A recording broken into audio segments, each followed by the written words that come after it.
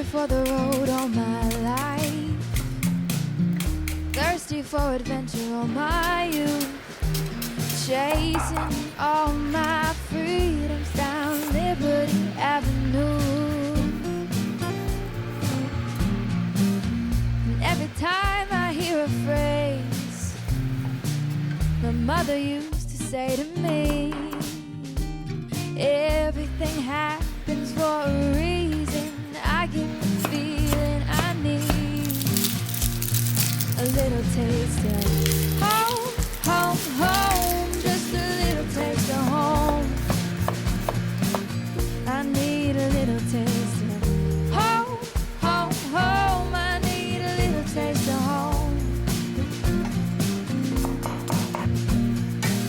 Nothing like kitchen conversation, steam coming up off the stove,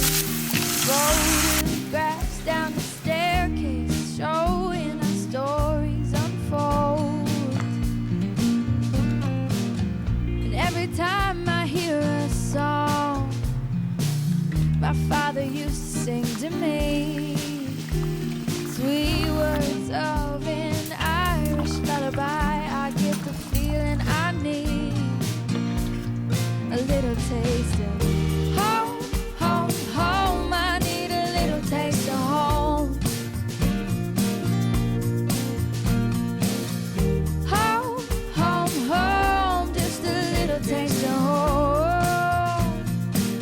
I need a little taste of home, home, home, no matter where I go.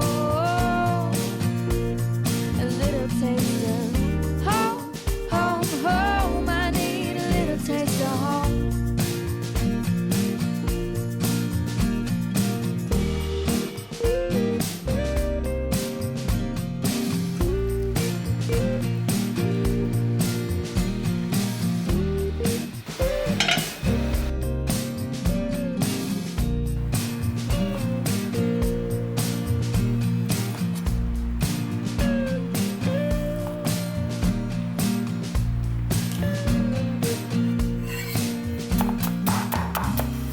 Just bought my ticket, I pick up the phone.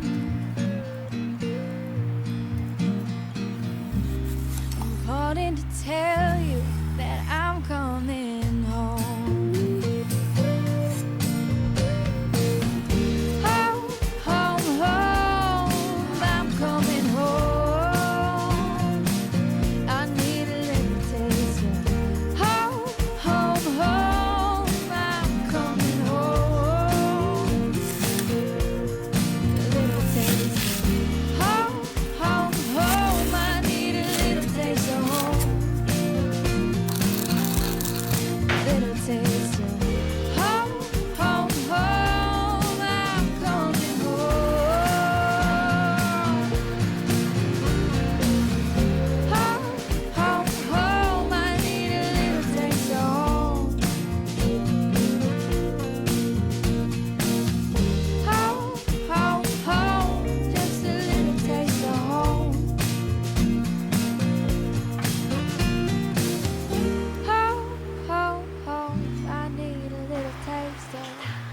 どうも、鬼です。今回はこちらの中華包丁をレビューしていきます。中華包丁と聞くとやっぱりどうしてもね、扱いにくそうとか、やっぱりこの見た目の大きさとか、重さでちょっと扱いにくいんじゃないのって思う方いるかもしれないんですが、そんなことないんですよ。ぜひ一般家庭でも使っていただきたい。むしろ一般家庭でこそ使ってほしい。ってことで今回はこの中華包丁を紹介しながら、その中華包丁の魅力についてお話ししていきます。で、今回この中華包丁をレビューするにあたって、前回ね、一度中華包丁の紹介というか、中華包丁ってこういった包丁ですよってね、紹介した動画があるので、ぜひそちらご覧ください。そして今回の動画見るとね、より分かりやすくなるので、で、今回のこの包丁の結論を言うと、一般的な中華包丁と比べて大きさがね、小さいんですよ。実際にこんな感じですね。その時紹介した中華包丁がこれ、よくプロが使うような中華包丁の大きさです。で、今回の中華包丁はこの大きさで、大きさ全然違うの分かりますよね。でこちらは材質がステンレスなんですけど、錆びにくくて管理がしやすいということで、一般家庭でぜひ使っていただきたい中華包丁となります。では今回の動画の構成というのは、まずこの包丁のスペックを紹介します。でやっぱりそれだけ紹介したところで、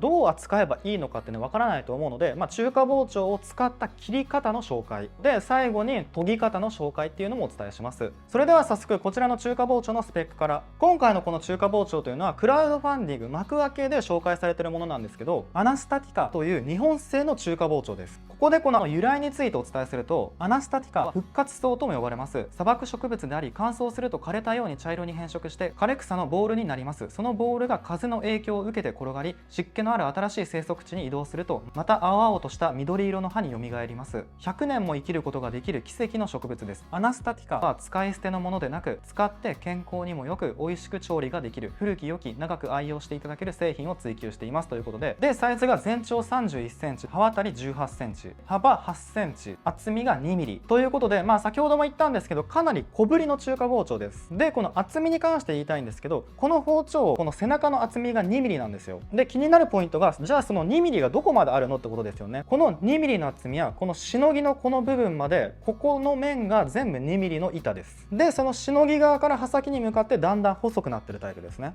で刃付けがどういう刃付けされてるかに関してはまた後ほどお伝えします。では次、重さ 367.5g で、この重さってどんなもんかっていうと、世の中のお母様たちがね使ってる一般的な三徳包丁、あれがだいたい 140g から180g、150g 付近なんですよ。なのでその倍以上はあるような重さではあるんですけど、中華包丁っていうのはこの重さを利用した切り方っていうのもあるので、その切り方に合ったこの大きさだったり重さだったりするので、すごく扱いやすいです。でちなみに重心なんですけど、重心っていうのはこの部分ですね、この部分にあります。ちょっとね参考程度に見ていただけたらと思うんですけど、これが前すぎたり逆に柄の方に寄ってたらすごくねその違和感感じるんですよ、持ってて。これは持った時に個人差分かれるんですけど、僕はすごくね扱いやすいようなこの重心バランスでした。では次、材質です。こちらはステンレスです。ステンレスの中でも MV 鋼というもので、MV っていうのはモリブデンバナジウムのことです。その結構量産されてるような包丁でモリブデン鋼を使ったねステンレスの包丁が結構あるんですけど、このモリブデンバナジウムっていうのはモリブデンにバナジウムを添加したものなんですよ。そうすることによってより錆びにくく丈夫で切れ味も長持ちします。で HRC、 これは包丁の硬さを表すものなんですけど、それは58です。よくステンレスの中でも高級刃物鋼材として使われる VG10 とか銀紙3号とかね銀3と言われるものがあるんですが、それがだいたい61とか2とかその付近なんですよ。それと比べると若干その柔らかいものではあるんですが、普段使いしてる中でそんなにねすぐ切れ味が悪くなるようなものではないっていうのもあるし、料理人からしたら人によったらこのくらいの硬さの方がすごくね好きな人もいるんですよ。実際にその硬さだから、そのまな板とのね切ってる時の感触だったりとか、研いだ時のその刃のつくスピードだったりとか、そういうのを重視してこのくらいの高度の包丁を選ぶ方っていうのもいます。コストも比較的下げれるので安くね手に入りやすいっていうのもありますよね。では次、この表面の加工、これがねすごく特徴的なポイントではあります。この平の部分が土目加工で、この切り刃の部分がディンプル加工といって、このボコ、この丸い溝がね複数ある状態で、この土目っていうのはその金槌とかでボコボコ叩いたような模様を土目というんですけど、そういった模様が施されてます。で気になるのが、こうされてることでじゃあどういったメリットがあるのって気になると思うんですけど、もう結論を言うと切り離れが良くなります。なぜか接地面がその少なくなるからですね。特にこのディンプル加工のこの部分っていうのは、空気の通り道というか、そこだけ擦れない、そこだけ食材と接地しないので、切ってる時にその食材が包丁にピタッと張り付かずに、もうスムーズにね抜けることができます。逆を考えてみると分かりやすいと思うんですけど、イメージしていただきたいのが、もしフラットなねもう綺麗な平らで、さらにもう鏡面とかピッカピカの面で食材を切ったとしたら、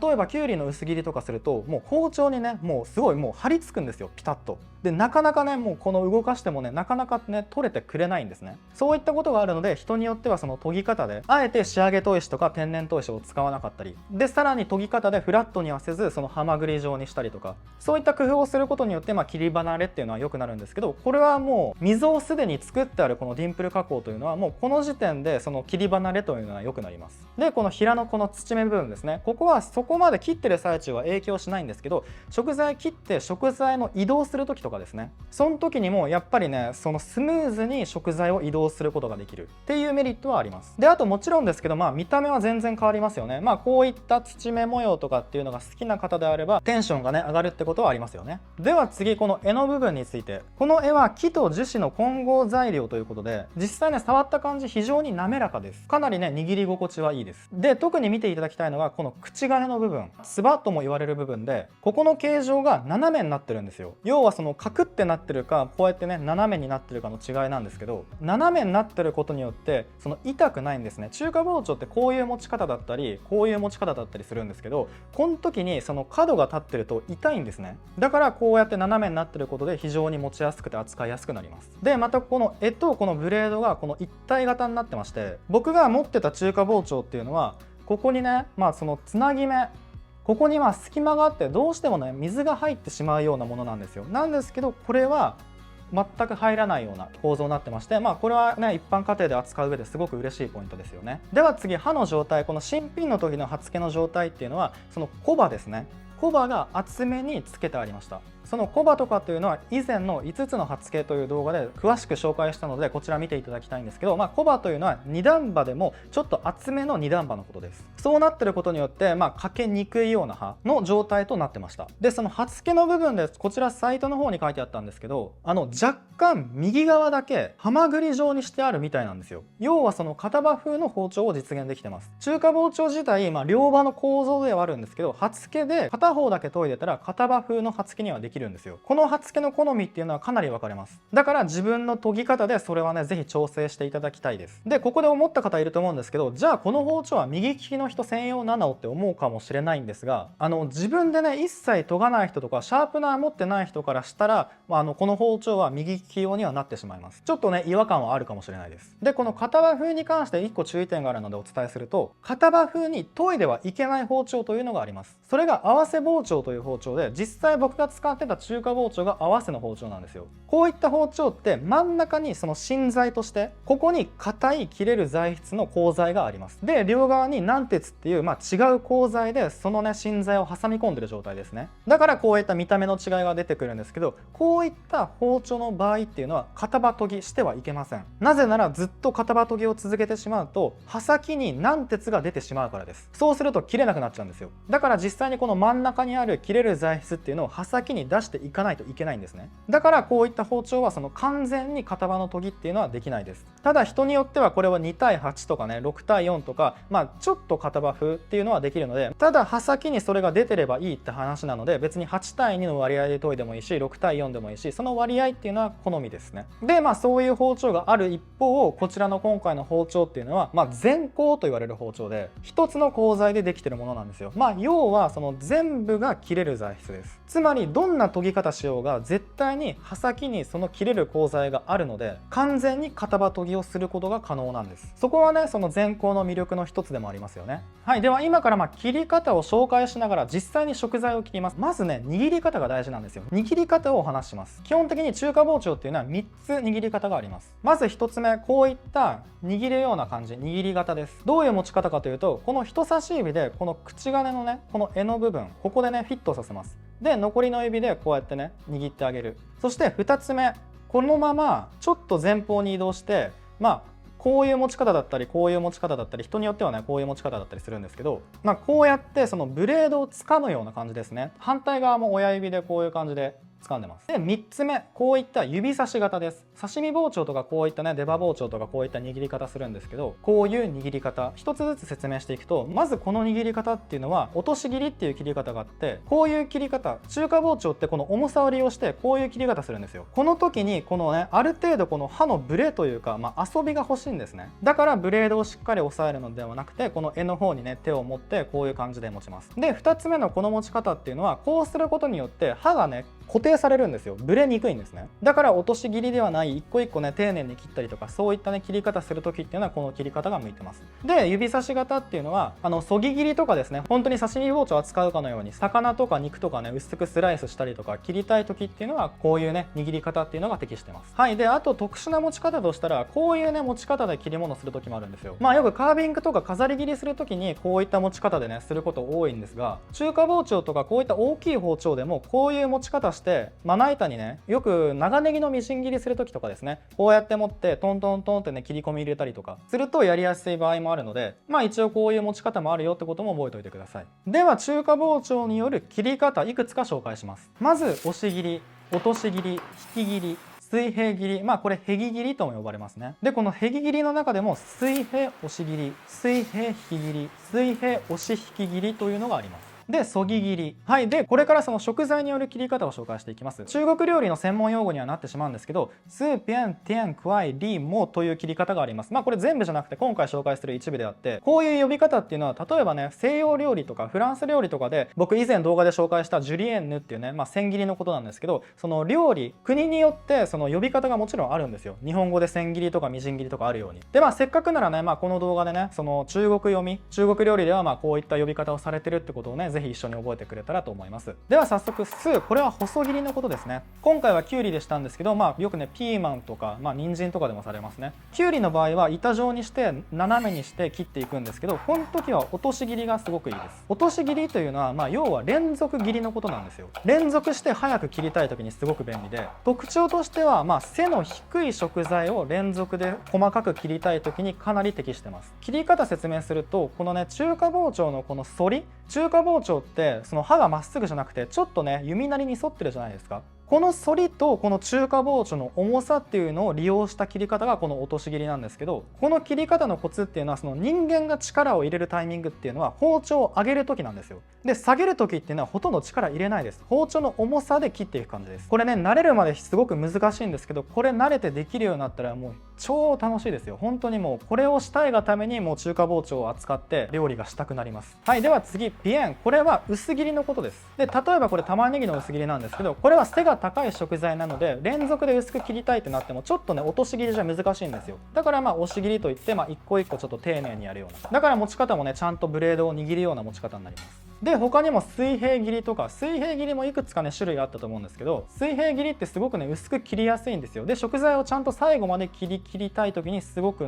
便利な切り方なんですけど、これはついて押して切った方が切りやすい食材だったりとか、引いて切った方が良かったりとか、次のこの押し引き切りっていうのが面白くて、中華包丁って両刃の包丁なので、その包丁をピタッとまな板に当てるとその刃先の方は若干隙間が空くんですね。食材をまな板に押さえつけて包丁をピタッと当てたまま横に切るとその厚みで切れるんですよ。これはよく生肉とかちょっと柔らかめの食材に向いてて、こういうね切り方をねする場合もあります。すごくこれも楽しい切り方です。では次ティーン、これは角切りのことですね。肉だったり野菜だったりあと豆腐とかですね、こういったのもねよく中華料理では使用される切り方であり、これもね一個一個丁寧にしたいので持ち方としてはブレードをしっかり持ちます。では次クワイ、これはぶつ切りのことです。よくネギのぶつ切りとかナスのぶつ切りとかいろいろねぶつ切りあると思うんですけど、そのぶつ切りのことを言います。で次リー、これは粗いみじん切りのことですね。よくね玉ねぎだったりとか、あと長ネギのみじん切りとか、そういった時にこのリーというのはよく使われます。では次モウ、これは細かいみじん切りのこと。よくニンニクの細かいみじん切りとか生姜のみじん切りとか、ああいったのってすごい細かいと思うんですけど、そういった切り方ですね。で今言ったリーとかモウとかって中華包丁って大きいから、そういったね細かい切り込みって入れにくいんじゃないのってね思う方いるかもしれないんですが、そんなことないんです。もう入れやすいんですよ。だから細かい作業ってすごいしやすいんですね。実際に中華包丁で飾り切りとかその切り込みをね入れるかのこ包丁だったりとか、そういった切り物もすごくしやすいので、本当にね万能な包丁なんですよ。もう何でもできちゃう。何でもは嘘なんですけど、